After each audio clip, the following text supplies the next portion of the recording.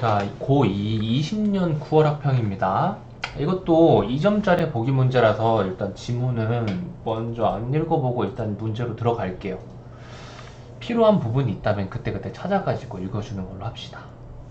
보면 이것도 물어보는 게 뭘까? 라고 해보니까 이미 좀 어느 정도 그걸 주고 있죠. VGV랑 HCV 이게 위에 있나요? 지문에?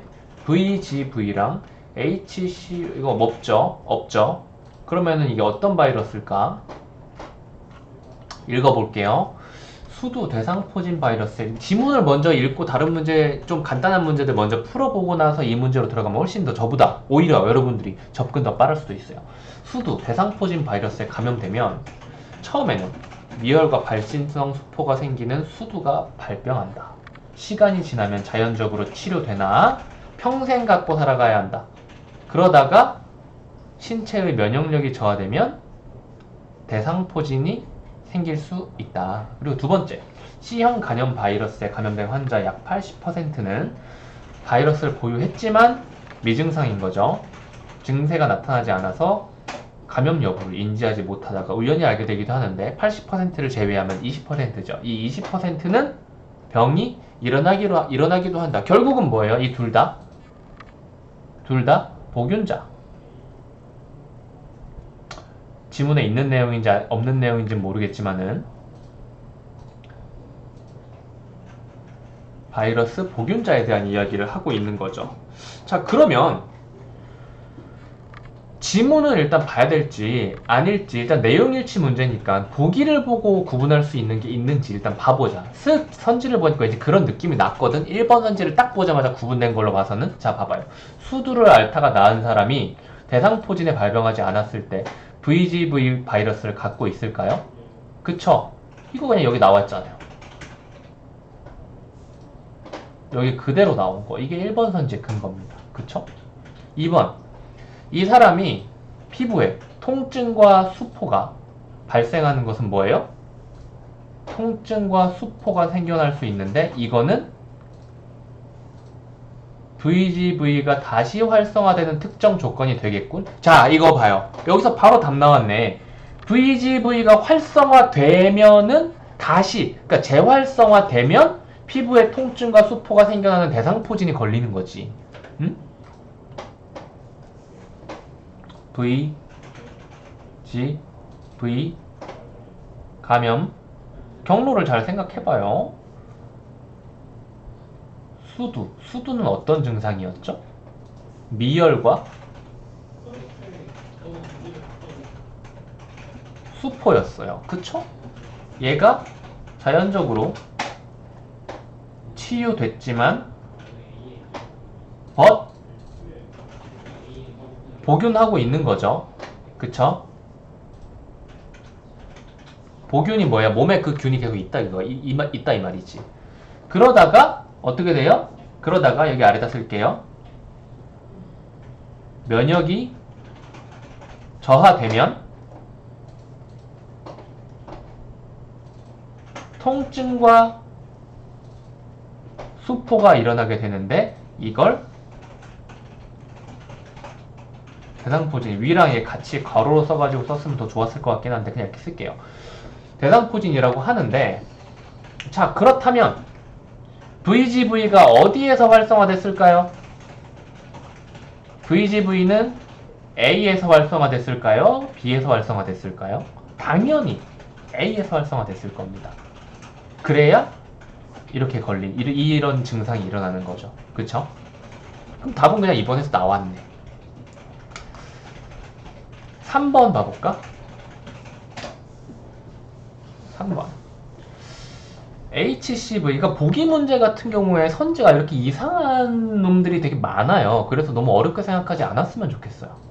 3번 HCV에 감염된 사람은 간 염증을 앓고 있지 않더라도 타인에게 바이러스를 옮길 수 있겠군 이라고 하는데 지금 여기에서 바이러스를 옮긴다 라는 말이 없잖아요. 그쵸? 그런데 이 바이러스라는 말 자체가 이미 우리는 전부 다 옮는다는 것을 전제에 두고 있을걸요. 이건 지문에서 찾아봐야겠죠. 바이러스는 전염성이 있는가? 어디 있을까요?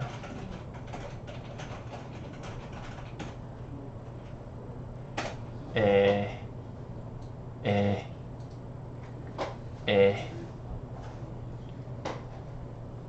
에, 요거네. 지금 요 녀석들 대상포진이랑 그리고 다시 되는 녀석들 잠복 감염에 대해서 이야기를 하고 있는 것 같아요. 이 지속 감염에서의 잠복 감염 쪽인 것 같긴 한데 일단 읽어보면 여기가 연관이 있는 것 같죠. 초기 감염으로 증상이 나타난 후 이거는 그건데 요거는 VGV였잖아. 그치? HCV는 아닌데? 이건 왜냐면은 맨 처음에 증상이 없었잖아요. 그쵸? C형 감염 바이러스는. 얘는 그럼 이게 아니야.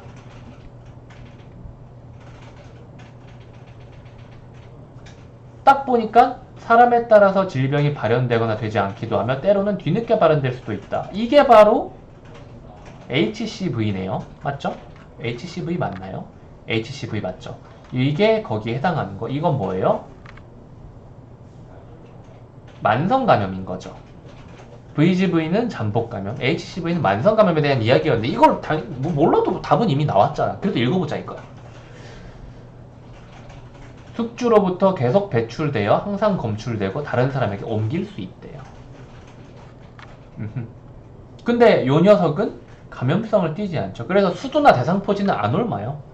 그런데 이 녀석은 옮기는 거죠. 그쵸? 그리고 지연 감염은 어떤 녀석이냐라고 읽어보니까 반드시라고 하니까 이 녀석도 HCV는 아닌 거죠. 이 두 녀석 다 그런 계속 무조건적으로 발병이 된다 이런 말은 안 했잖아. 그치? 그래서 이 HCV는 지속적으로 계속 검출이 되는 거죠, 바이러스. 그래서 옮길 수 있겠죠. 동그라미. HCV에 가면 4번입니다. 감염된 사람은 나이와 상관없이 감염증이 나타날 수도 있고 전혀 나타나지 않을 수도 있겠고. 여기가 바로 3번이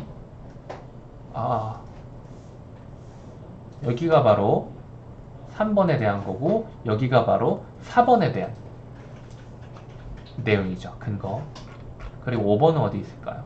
질병이 만약에 발현된 상황이라면 5번 모두 체내에 잔류한 바이러스가 주변 세포를 감염시키고 있겠군?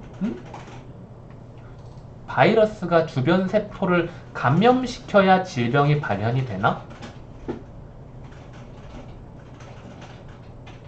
요거는 이 부분이 아니라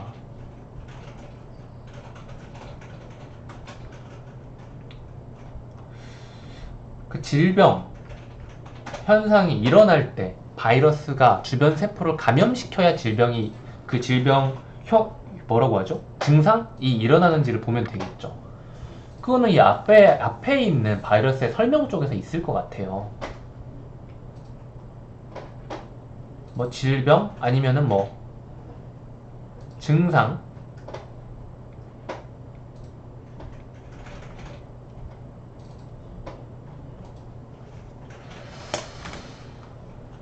급성 감염 쪽에서는 여기 있네요. 급성 감염 쪽은 감염된 숙주세포를 어쩌고 저쩌고 해서 또 다른 숙주세포에서 증식하여 질병을 일으킨다라고 하죠. 지속 감염은 숙주세포를 장기간 파괴하지 않으면서 체내의 방어체계를 회피하며 생존을 하는데 요 녀석 지금 둘 다 이야기하고 있는 거였나? 어디 갔어? 이네 둘 다 질병이 만약 발현이 됐다면 바이러스가 재활성됐다. 그리고 여기서도 역시 질병이 발현됐다는 이야기는 뭐라고 생각을 해야 될까요? 뭐라고? 바이러스가 재활성됐다. 왜냐면 잠복감염과 만성감염은 둘 다 지속감염이잖아. 그치? 지속 감염에서는 어떤 이야기를 했어요? 바이러스가 체내에 잔류를 한다. 그리고 발현이 어떻게 되느냐에 따라서 이렇게 갈라지는데 어찌됐건 간에 바이러스가 발현을 해야 된다 라고 이야기를 하고 있는 거죠. 근데 이렇게만 읽어봤을 때는 그렇게 막 엄청 깔끔한 느낌으로 딱 떨어지지는 않죠. 이게 위에 있냐? 읽기 싫어가지고 대충 봤는데 위에 있나?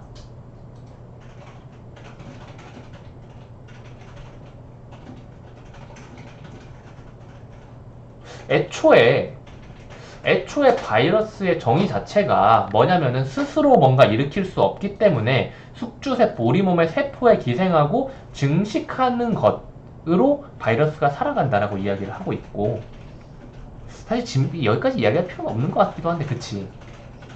그래서 이 부분에서는 어디에서 지금 여기에서 지금 이제 뭐 숙주 세포막에 부착되고 증식되고 숙주 세포 밖으로 배출된다. 그리고 다른 세포 이렇게 뭐 더더욱 다른 세포에도 감염시키고 이런 과정을 이야기하고 있는 그 이야기를 하는 것 같아요. 정확하게 이 부분에 대해서 이미 체내에 잔류한 바이러스가 주변 세포를 감염시키고 있다는 것은 딱 직관적으로 어딘가에 정확하게 나와 있다라고 볼 수는 없겠지만은, 바이러스 자체가 세포에 작용함으로써 활동을 하는 거니까 어떻게 보면 당연한 거라고 볼 수 있겠죠. 마치 투명한 물에다가 검은색 물감을 떨어뜨리면은, 이게 만약 물감이 굳어있는 물감이라면 안 퍼져 있을 수도 있지만은 이게 액체화되면 점점 퍼지는 것처럼 바이러스도 그런 식으로 생각을 하면 5번 선지는 되게 자연스러울 수 있다. 내가 뭐 캐치 못한 곳이 있고 더 정확하게 여러분이 캐치한 곳이 있다면 그 부분이 답일 수도 있는데 5번 선지는 이렇게 생각하는 게 좋을 것 같아요. 애초에 5번을 좀 선택하라고 이렇게 만든 게 아닐까? 5번에서 물음표 나오라고?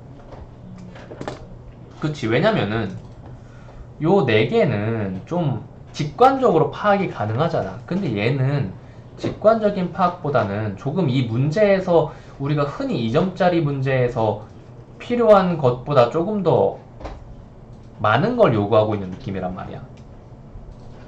보통 이런 녀석들이 나올 경우에는 얘가 답이 아니었으면 하는데 이게 또 답일 것 같으니까 내 눈으로 파악이 안 되니까 얘가 답일 것 같아가지고 얘를 좀 고민하는 경우가 있는데, 오히려 그런 경우에는 오히려 엄청 간단한 부분에서 이렇게 답이 이미 나와 있는 경우가 되게 많습니다. 하나가 확실하고 하나가 물음표면은 이 확실한 걸 답으로 생각하고 이거는 굳이 판별하지 않고 그냥 넘어가는 게 좋을 수도 있어요. 만약 여기에서 다른 선지에서도 마찬가지로 물음표가 쳐졌다면은 일단 답을 2번이라고 확정짓지 못했다고 하더라도 일단 별표 치고, 시험에서는 별표 치고 넘어가고 다른 거 먼저 풀고 남는 시간에 별표 친 나머지를 봐주는 게 제일 합리적인 전략이겠죠. 여기까지 하겠습니다.